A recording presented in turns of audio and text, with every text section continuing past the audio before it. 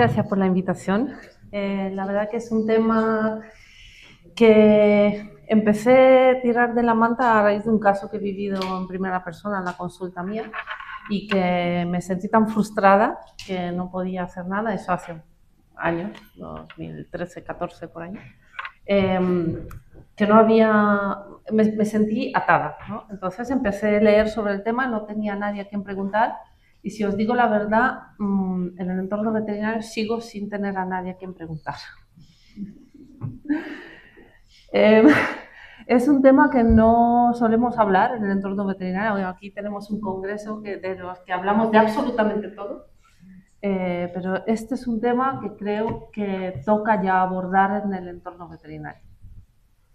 En la programación, cuando me llamó Mati, le dije, bueno, es que es un tema frecuente y oculto, y voy a poner el tema, ¿no? El título de violencia vicaria, un tema frecuente y oculto, pero me pareció más adecuado decir que el veterinario es un centinela oculto, pero ni siquiera nosotros lo sabemos. Y Olga me pidió el año pasado participar con un capítulo para hablar sobre el papel del veterinario en la violencia vicaria y dije, madre de Dios, hermoso. Cuando empecé a mirar qué está escrito, pues hay poca cosa. Así que me costó un poco encajar aquel capítulo, que lo encajé, y tengo que reconoceros que me he pasado al lado oscuro y esta presentación la hice con la IA, porque dije, a ver, de lo que escribí, de lo que me costó tanto, le voy a pasar a la IA a ver qué opina. Y me gustó lo que sacó, sobre todo por la parte visual. Entonces, es la primera vez que lo hago y bueno, espero que os guste. Pero es que resulta que me citaron, ¿no? Desde el capítulo sacaron una cita. No está publicada la cita, así que es una primicia. Pero me pareció bien dejarla, porque la verdad que lo que no se nombra no existe, no la buscamos, no se estudia, no nos sirve, ni siquiera sabemos que existe. Por lo tanto, por esto me alegra estar hoy aquí y hacer, bueno, abrir una pequeñita ventanita, pero ahí creo que se va a abrir un nuevo planeta del que tendremos que hablar y desarrollar. Bueno, un poco a continuación de lo que presentó Ruth, la violencia vicaria realmente está en medio, ¿no?, entre el maltrato animal, el control que se quiere hacer de las personas, pero es que lo que realmente está en el medio es este vínculo afectivo. ¿Por qué? Un maltratador va a buscar hacer el mayor daño con el menor o el mayor impacto emocional, mayor daño a la persona con el menor riesgo y daño para ellos mismos. Entonces, ¿dónde va a dar? Donde va a doler más. Donde tienes un vínculo que te ata y que necesitas, pues, no sé, seguir teniendo este contacto con este animal, ¿no? Por lo tanto, voy a hablar muchísimo de estas relaciones emocionales que no estamos muy acostumbrados en el entorno veterinario a hablar tanto, ¿no?, de este vínculo, porque estamos más enfocados en la salud animal y ciertas relaciones más de cuidado y bienestar del animal que se hace con las personas y no tanto de las emociones de las personas vinculadas al animal. Esta palanca de violencia pues realmente es a raíz de una hormona, la oxitocina, que es la hormona de la felicidad, ¿no? Y bueno, yo también he puesto 8 de cada 10, pero resulta ahora que son 9 de cada 10 los consideran miembros de la familia, y hay estudios que dicen que abrazar un animal se descarga la oxitocina como abrazar a un bebé, a un niño menor de 2 años. Por lo tanto, por eso hay este vínculo emocional muchas veces más potente con un miembro de la familia. Y en un entorno de violencia, aún más, y hay estudios publicados, que este vínculo es un apoyo, una muleta emocional para las personas que sufren violencia. Por lo tanto, esta es la palanca con la que van a hacer mucho daño y que se usa, pero también con la que ata a las personas al hogar, porque más del 50% de las mujeres vinculadas a un animal que en un conjunto sufren violencia, tardan entre 2 o retrasan entre 2 y 3 años la salida del hogar violento. Y eso sí encuentra recursos, porque el problema es que no quieren abandonar a este ser que es tan importante para estas mujeres. Y yo creo que muy importante es este iceberg, que lo que normalmente vemos es cuando un animal está agredido gravemente a nivel físico, golpes, fracturas o que lo han matado, ¿no? Y esto es lo que normalmente vemos, o los casos que llegan a prensa y los casos más mediáticos, o incluso los casos que desde el punto de vista veterinario podemos muchas veces hacer un peritaje, un informe forense y que sirva para un juzgado en algún momento. Pero esto es muy poco. En el entorno de protección animal, a lo mejor el nivel medio también lo estáis viendo, porque podéis ver a veces pues, animales que están desatendidos, que no están bien alimentados, no tienen higiene, no tienen las condiciones de vida a las que corresponden, los paseos que corresponden, la sociabilización, o están en aislamiento, etc. Entonces, estos dos niveles, los primeros dos, yo creo que en protección animal lo estáis viendo bastante.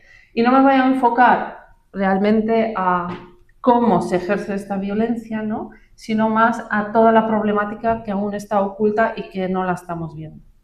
¿Qué es lo que vemos en las clínicas veterinarias? Pero ni siquiera sabemos que lo estamos viendo ligado a violencia de género, ¿no? Que es este nivel profundo que ocurre en fases muy tempranas, que ocurre muchas veces pues, desapercibido e incluso como tradicionalmente el animal ha sido una cosa, ha sido pues, a nivel social, tampoco está vista tan mal, ¿no? Muchas veces. Realmente lo que hablaba Ruth también de la titularidad del microchip, casi siempre cuando hay un problema de control y ejercer el poder hacia la mujer, casi todo está a nombre del agresor, incluso la titularidad del microchip del animal, porque tiene el control y tiene la propiedad de todo. Pero claro, lo que vemos son a veces pues amenazas, o no los vemos a veces, pero si no buscamos un poco más profundo no los detectamos. Amenazas de hacer daño, amenazas de no darle la medicación crónica que necesita, amenazas de no tratar el dolor crónico, por ejemplo. Vemos problemas de comportamiento en el animal que a veces está relacionado a este entorno dañino emocional en el que vive el animal, y un montón de veces, y esto no lo tenemos muy presente, tengo que preguntar a mi marido si está de acuerdo a pagar este tratamiento, teniendo la titularidad tienen que venir la pareja a firmar pues, la autorización para sedar el animal, hacer una radiografía, para hacer una cirugía, para hacer una intervención que necesita, una limpieza de boca, tan común en un montón de animales.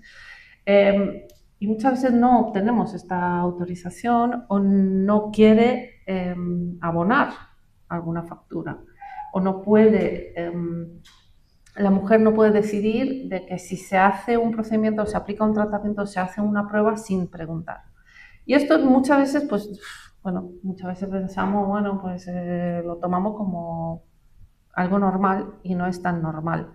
Y no lo tenemos presente como veterinarios que esto puede ser parte de violencia de género y que están en las primeras fases de violencia de género.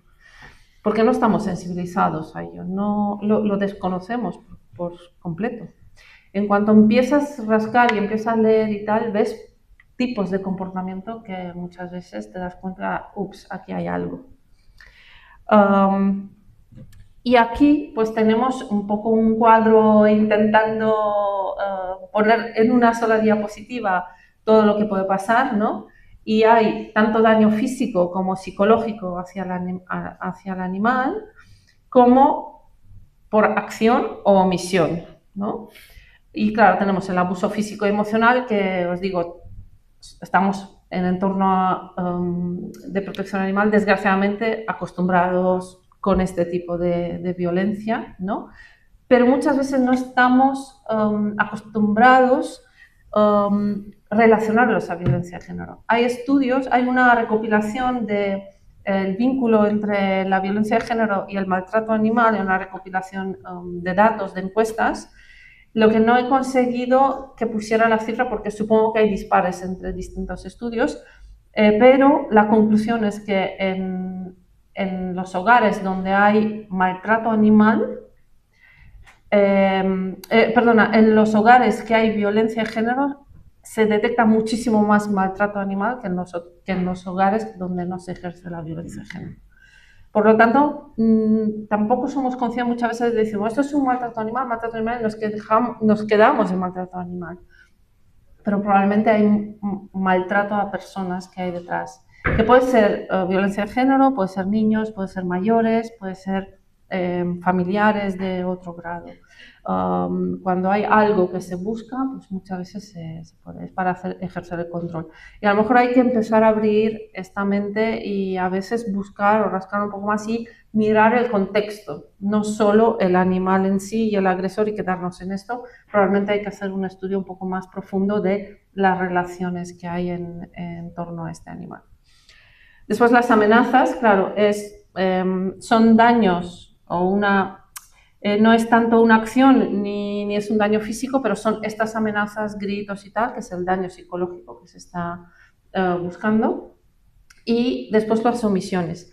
Para mí, considerar un daño del animal que se hace en este contexto de violencia de género simplemente como maltrato animal me parece quedarnos cortos, porque el fin no es hacer daño al animal, el fin es hacer daño a la persona. Por lo tanto, por eso creo que es injusto que no sea tipificado como violencia o una violencia integrada en la violencia de género, porque no es el daño al animal en la acción, en realidad. Es solo un instrumento. Y decidme cómo un veterinario puede hacer un peritaje o en un juzgado se puede considerar que tiene la titularidad del microchip o que no quiere abonar la factura del veterinario, que se pueda justificar como condena de maltrato animal. Es súper difícil. Si es muy difícil cuando tienes lesiones claras, es mucho más difícil cuando hay solo amenazas o hay pues esto, un poco de violencia económica, ¿no? Un poco, vamos a decirlo. A veces, pues cuando no se le ha ofrecido agua, comida, un lugar correspondiente, está al sol, tal, o tiene lesiones físicas claras, pues no digo que es fácil, pero es más evidente. El problema es cuando tienes toda la parte de abajo, que ahí te queda un vacío legal impresionante. No puedes hacer nada.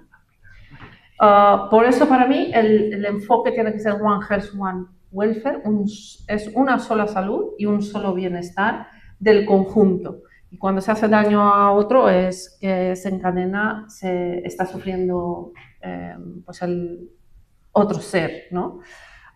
Y el veterinario es el único profesional que hace vínculo entre estas dos partes. Es el único que tiene formación en salud y tiene formación en etología y puede comprender esta relación que hay y la puede detectar. ¿Cómo? Con estos círculos de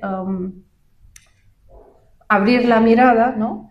Y ver las dinámicas relacionales que hay. Nosotros observamos los animales en la consulta, hacemos la consulta, pero quieres o no, vas a ver el animal cómo se comporta con la mujer, cómo se comporta con el hombre, que cuando entra, a veces nos pasa, ¿no? Que entra o sale de la consulta al hombre por lo que sea, el animal cambia de comportamiento. Estos son indicios de que ahí pasa algo. Siempre habla él o que el discurso que nos da, la versión que nos da de lo que ha pasado es diferente de lo que nos puede decir la mujer o los niños. Ojo, los niños muchas veces te dicen cosas que hay que hacerles caso. Yo siempre me río, ha sido un poco graciosito. Yo me creo lo que me dice el animal o lo que leo en el animal y no lo que me cuentan, si hay una discrepancia, y muchas veces lo hay. Después, claro, la siguiente fase es la salud, tanto física como emocional del animal, el comportamiento, problemas de etología. Y muy importante es registrar todo esto en el historial clínico. Y aquí fallamos porque no sabemos que estos son importantes para estar por escrito en un historial. Porque muchas veces no nos damos cuenta a la primera visita, ni a la segunda, ni a la tercera, pero cuando se acumulan ciertos indicios, puede ser que con un historial de 2 años te das cuenta que ahí está pasando algo peor, o algo mucho más grave.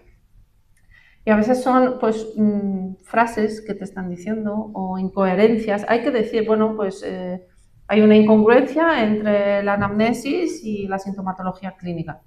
Con esto ya hay un indicio que puede ser interesante o importante en un juzgado, por ejemplo. Esto es todo una trazabilidad a largo plazo. Entonces, claro, la detección temprana, indicadores clínicos del animal, indicadores etológicos del animal y los contextos, ¿vale?, sociales. Que no nos olvidemos de ello. Un poco de indicadores clínicos, ¿no? ¿Qué tenemos en general, ¿no?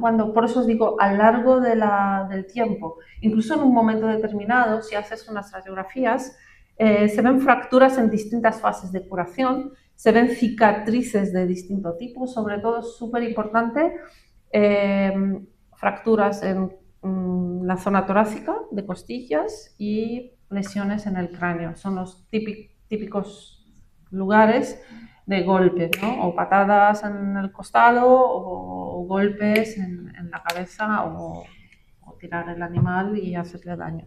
Son las zonas con más lesiones en estos casos. Después, el relato siempre es en pasivo. Se ha caído, se ha tirado, ha saltado, nunca alguien lo ha tirado, nunca alguien lo ha empujado. Entonces, todos estos relatos en pasivo son muy, muy importantes. Me cuenta y citarlo tal cual, porque esto es un día, otro día, otro día. El síndrome de perro torpe no existe demasiado. Pobrecito. Normalmente es porque alguien lo está empujando a. Negligencia estructural. Esta la conocéis demasiado, ¿no? Pero es, del punto de vista veterinario, es retraso de los medicamentos, la negativa de comprarle la medicación que toca. El perro pues tiene una alergia alimentaria y necesita una dieta especial, pues no la desea comprar y siempre le da la comida en supermercado.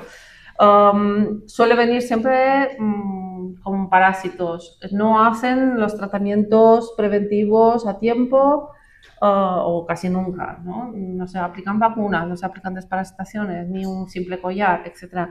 La higiene del animal falla bastante, ¿no? Después, pérdida de peso. Todo esto son indicios, no hace falta que haya una lesión clara, ¿no? Pero esto documentado a lo largo del tiempo, cuando se mira atrás el historial clínico, pues hay indicios de que está pasando algo. Pues este mes, en la consulta, un señor me dijo, venía con un perro con una mordedura. Bueno, yo soy más de rural. Para mí el perro lo justo, pero bueno, vengo porque el perro, pues claro, tiene esta lesión. Pero yo vengo al veterinario, pero la que se encarga de las curas es mi mujer. Dice, uff, aquí pasa algo, ¿no? Pero, ¿qué puedo hacer? Nada, registrarlo. No sé si pasa algo o no. Yo no tengo que juzgar, yo no soy juez, no tengo que tener tampoco prejuicios, pero estas frases, pues apuntadas igual dentro de 2 años, tienen importancia, porque pasa algo más. Y en el hogar, si hay varios animales, pues parece que todos son torpes, ¿no? Todos tienen el síndrome de perro torpe. Pues es muy típico en el mismo hogar que aparezcan animales con lesiones, casi constante, ¿no? Recurrente. Un poco el impacto que puede tener pues, el estrés crónico en el animal, que eso es más difícil de controlar. Cuando son lesiones físicas es más fácil, pero claro, ¿cómo responde el animal? Pues tiene una normalidad, si no pasa nada, pero cuando hay picos de estrés, constantemente gritos, golpes, otra vez, una pelea, no me da comida, no sé cuánto, me separa de la mujer, me tiene encerrado en un patio, picos, ¿no? Al final empieza el nivel de cortisol está mucho más alto. Y en estas fases pues hablamos ya de estrés crónico, porque ya hay un cambio hormonal por esta cortisona alta en la sangre, y por lo tanto empieza a haber cambios físicos, incluso comportamentales, ¿no? Cuando tiene un miedo agudo, pues son las típicas sintomatología, ¿no? Los ojos más abiertos, orejas para atrás o lateral, el cuerpo más agachado. Si es un miedo, un pánico, pues incluso liberación de los esfínteres. Todas estas cosas, pues en un momento determinado se puede manifestar. Pero cuando esto ocurre a lo largo del tiempo, pues empieza a haber pues, reacciones, ¿no?, más violentas del animal porque no aguanta este estrés a estímulos muy pequeños, o se esconde, ¿no?, una evitación extrema de estar al lado de una persona o de un hombre, o en algún contexto o social o de ruidos, ¿no? No las aguanta, ¿no? Empieza a no comer, desarrollar estereotipías, ciertos comportamientos repetitivos, automutilación. Entonces, claro, otra sintomatología de que ahí pasa algo, hay un estrés crónico. ¿Está o no vinculado a violencia de género? Esto habrá que ver. Pero no os olvidéis que en un hogar con mucha violencia, mucho estrés, mucho ruido, mucho esto de que están andando siempre encima de cáscaras de huevos, no saber dónde estar y cómo estar, esto es un estrés crónico. Y esto pasa factura también a nivel físico. No solo a posturas de miedo, sino a temas de enfermedades recurrentes, ¿no? Infecciones recurrentes, sobre todo de piel, por falta de higiene, ¿no? Lamidos constantes. El síndrome de Cushing, el hiperadrenocorticismo, cuando el cortisol está alto constantemente en la sangre, puede desarrollar una enfermedad hormonal, consumo de sus propios heces, enfermedad inflamatoria intestinal que está muy ligado al estrés, estas diarreas crónicas, constantes, que no pasan, que vuelven otra vez, ¿no?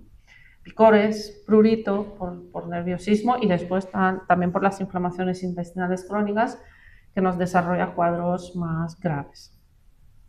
Y en gatos es muy común la cistitis intersticial, la cistitis idiopática que la llamamos, que es por estrés. Cuando hay estrés crónico es muy común en los gatos y nos olvidamos que, bueno, siempre decimos, bueno, es que hay un factor de estrés. No, aquí no pasa nada. Y siempre preguntamos, ¿hay obras? ¿Habéis cambiado la casa? ¿Habéis pintado la casa? ¿Habéis cambiado el arenero? ¿Habéis cambiado la comida? Pero nos quedamos ahí. ¿Ha llegado un bebé? Puede ser que haya más cosas. También automutilación, sobre todo alopecia, ¿no? El lamido excesivo, que es una forma de manifestar o redirigir la frustración. Y sobre todo la lipidosis hepática, esta triaditis, los gatos amarillos, chillones, así, que dicen, estoy brillando hasta en la noche, son los que dejan de comer o reducen la ingesta de comida, entonces poco a poco moviliza grasa, la depositan en el hígado, y empiezan a hacer unas inflamaciones, ¿no? Y la llamamos triaditis porque hay una inflamación del hígado, de las vías biliares y del páncreas, hasta que el animal está fatal y se puede morir. Pero claro, las primeras fases no son tan evidentes, pero si vemos alteraciones de este tipo, una ecografía al hígado graso o alteraciones de valores hepáticas, pues también puede ser una señal de que ahí hay un estrés crónico y buscarlo. Nos olvidamos muchas veces.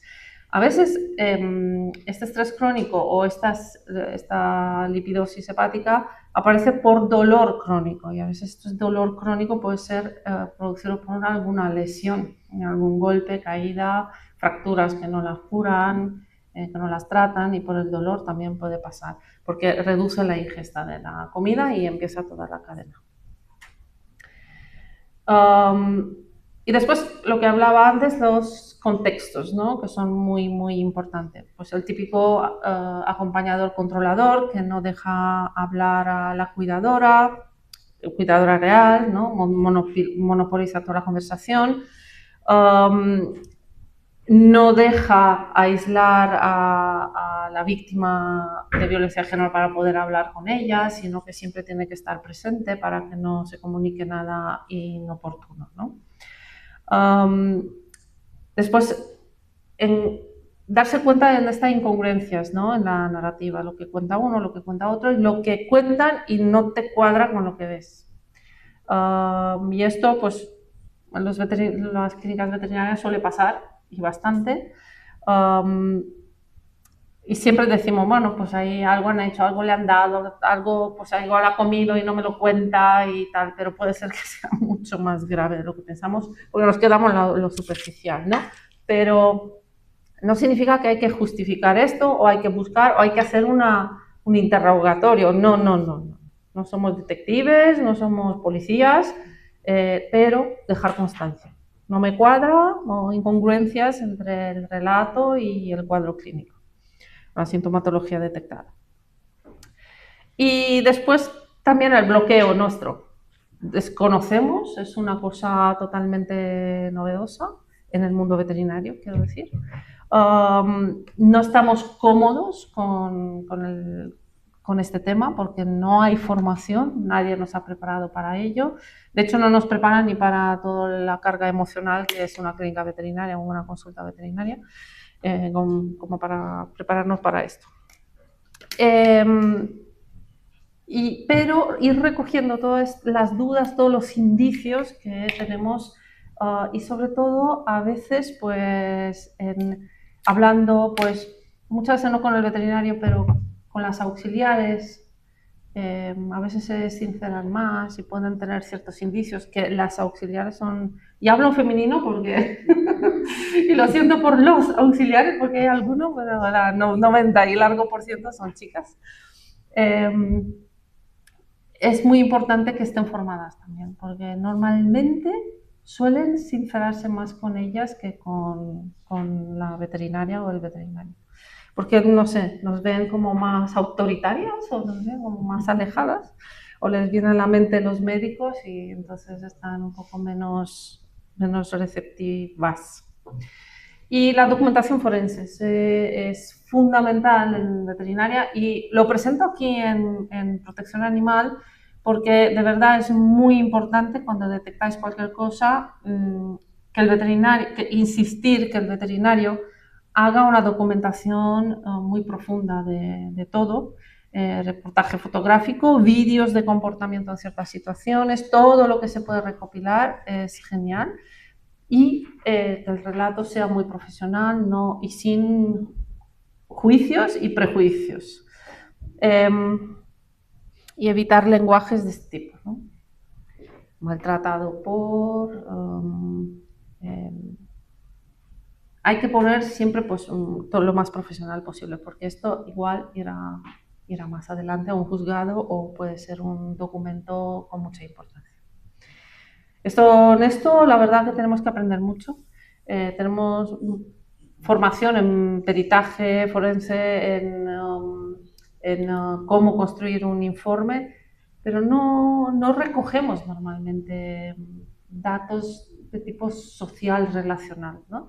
Y otra cosa muy importante, casi siempre se hace este peritaje cuando el animal tiene muchas lesiones o está muerto, pero y sobre todo en el entorno de protección animal, pero si se puede acceder al veterinario anterior, o se conoce si se tiene el pasaporte y se ve dónde se han puesto, o se han puesto muy de tanto en tanto vacunas, hablar con el veterinario que ha puesto vacunas, que probablemente en los historiales clínicos antiguos pueden tener datos muy interesantes y podrían ser una prueba judicial. La trampa del microchip no voy a insistir mucho porque Ruth ya ha hecho spoilers. Pero bueno, a día de hoy, y la verdad, bueno, Sergio se ha ido, pero tenemos una ley de bienestar animal y os queremos agradecer que la tenemos. Sabemos lo que ha costado y que no es la que queremos, pero al menos tenemos algo. Es verdad que tiene muchas cosas que se tendrán que cambiar, desarrollar y tal, pero se hizo lo que se pudo y sabemos el esfuerzo que supuso esto. Pero a día de hoy estamos en la trampa de que el microchip no se puede cambiar más que si hay una excepción voluntaria por el titular, que en este caso va a ser que será imposible, una denuncia judicial y que el juez decida quién se va a quedar el animal. Y desgraciadamente muchas veces es que no hay mucha sensibilidad y hacen custodia compartida. Y ahí donde en este caso hay mucha brecha para poder seguir haciendo daño. Y desgraciadamente si sigue la titularidad a nombre de él, aunque sea custodia compartida, necesitamos la firma del titular para una anestesia que no sea urgente, por ejemplo. O vía administrativa municipal tipo abandono, que la conocéis, lo difícil que es y todas las cartas que tienen que estar en instalaciones municipales, a veces con suerte en una casa de acogida, que con esta ley un poco se ha cambiado esto, pero que es un problemón. Y claro, cuando es en un entorno de violencia, si se denuncia un abandono y le llega la carta que el perro está en no sé qué sitio y que tiene no sé qué plazo para recuperarlo, ya os digo yo que lo recuperará solo para hacer daño. Desgraciadamente es así. Entonces aquí sí que necesitamos una solución legal. No podemos seguir estando en este vacío impresionante. Bueno, y en este ecosistema no sé cómo voy de tiempo. ¿Bien? Vale. Sí, vale. En este ecosistema, claro, la clínica veterinaria y en los centros de protección animal, porque os incluyo ahí porque sois lo que detectáis muchos problemas, pero trabajáis con el veterinario, porque el veterinario tiene que documentar, ¿no?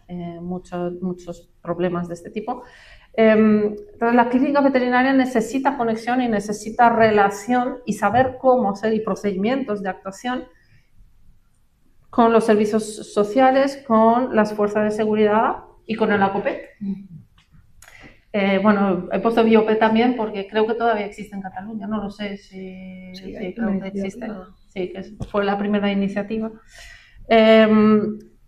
Pero no nos olvidemos que las clínicas veterinarias, la realidad, y aquí saco el gorro de expresidenta de la patronal, la realidad del sector es que el 90% de los 7.000 centros veterinarios son microempresas.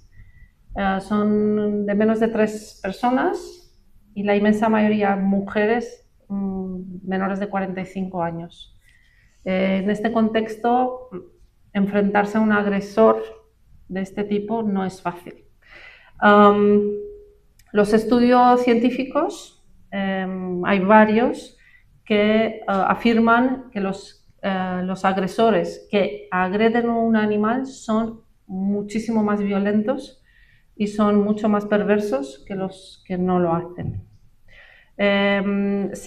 Normalmente el animal es como una escalada de la violencia.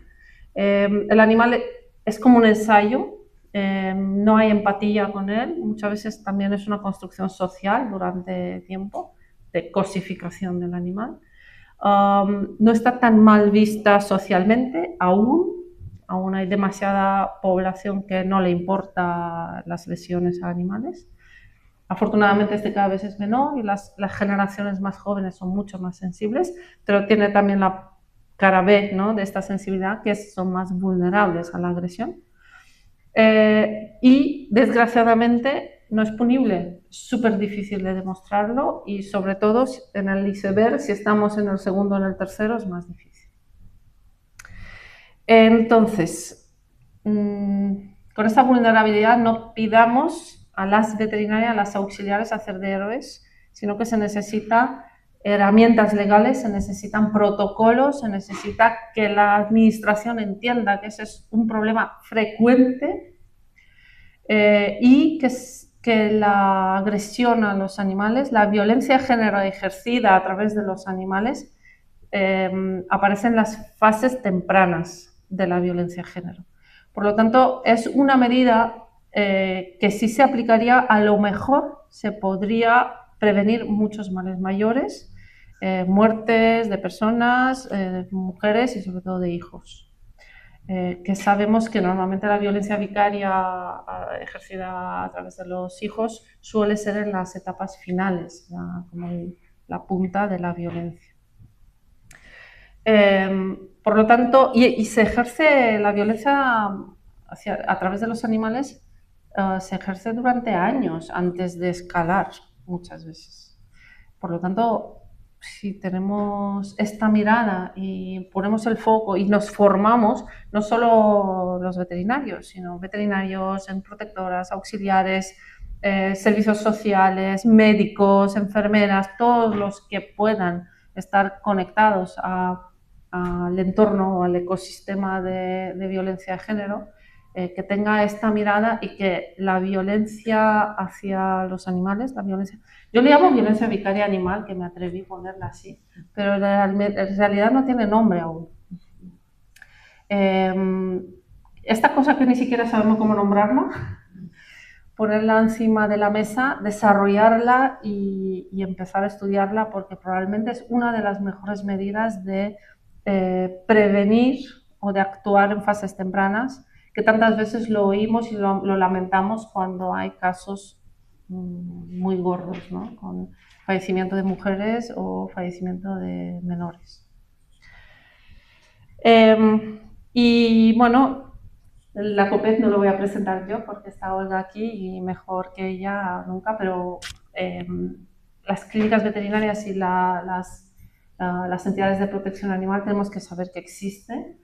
Tenemos que saber cómo acceder a ello, porque es muy difícil, no sé cuántos ayuntamientos lo han implantado o lo está poniendo en marcha, pero es que es más que necesario.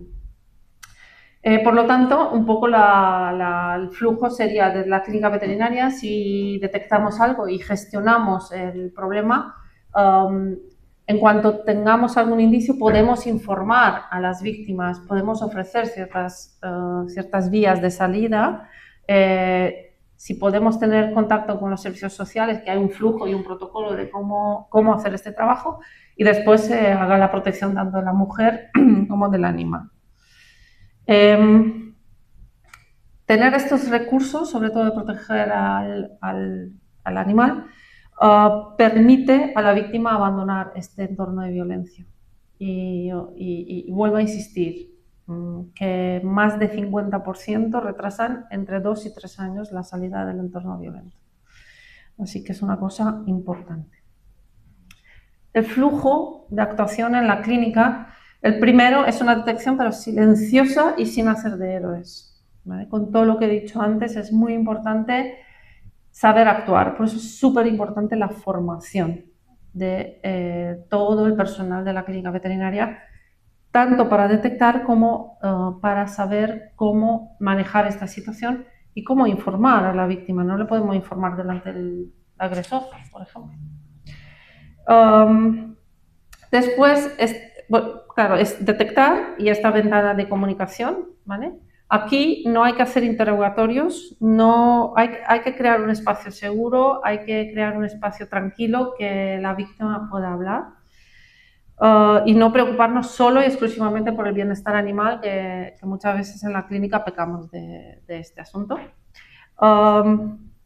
Después, documentar todo lo que podemos documentar y derivar al servicio que corresponda. Claro, aquí todo esto, este flujo aún está por desarrollar, no existe. Insisto, la vida y la seguridad de las personas y del animal, no solo de la víctima, de la víctima humana, víctima animal y del personal de la clínica es muy importante. La seguridad es muy importante. Pero documentar también, cualquier indicio también. No crear estas confrontaciones, hay que saber, hay que aprender cómo hacer preguntas y cómo comunicar, porque no lo sabemos. Yo misma no creo que estaría aún tranquila detectando o preguntando o desarrollando un buen diálogo en este entorno. Después está la documentación, siempre, siempre, siempre no responsabilizar, no hacer prejuicios, no juzgar, sino documentar, trasladar hechos, pruebas. Y confidencialidad, eso es súper importante en toda la red, dentro de la red y nada más. No se puede hablar sobre esto porque podemos poner en riesgo a la víctima, al animal y a más personas. Los límites de actuación. No somos detectives, tenemos que actuar de manera profesional, no hacemos diagnósticos sociales, no juzgamos, no somos jueces, no tenemos que confrontar, eso es muy, muy importante. Y repito, confidencialidad, no romper la confidencialidad. Bueno, y así como un poco de conclusión, que creo que no voy mal. Cuando la clínica ofrece una vía, abre los ojos, ¿no? Y ofrece una vía de escape, pues ayuda, o puede salvar tanto a una persona como un animal o varios animales. Pero necesitamos solucionar el problema de la titularidad del microchip, la integración del veterinario en todo el ecosistema de la violencia de género y la formación. Y, por supuesto, esta inclusión del veterinario necesita un desarrollo legal en torno a la violencia vicaria animal, reconocimiento como parte de la violencia de género y desarrollo de todos los protocolos, porque sin esto no podemos hacer nada. Y repito, lo que desconocemos no lo miramos y no nos sirve. Por lo tanto, creo que es súper importante. Y así como frase para terminar, ignorar o seguir ignorando la violencia vicaria animal nos va a hacer incompletos, ineficaces y sobre todo perpetuará una brecha enorme en la deseada protección integral de las víctimas, que a día de hoy no es tan integral. Gracias, bueno, y luego hablaremos de las preguntas.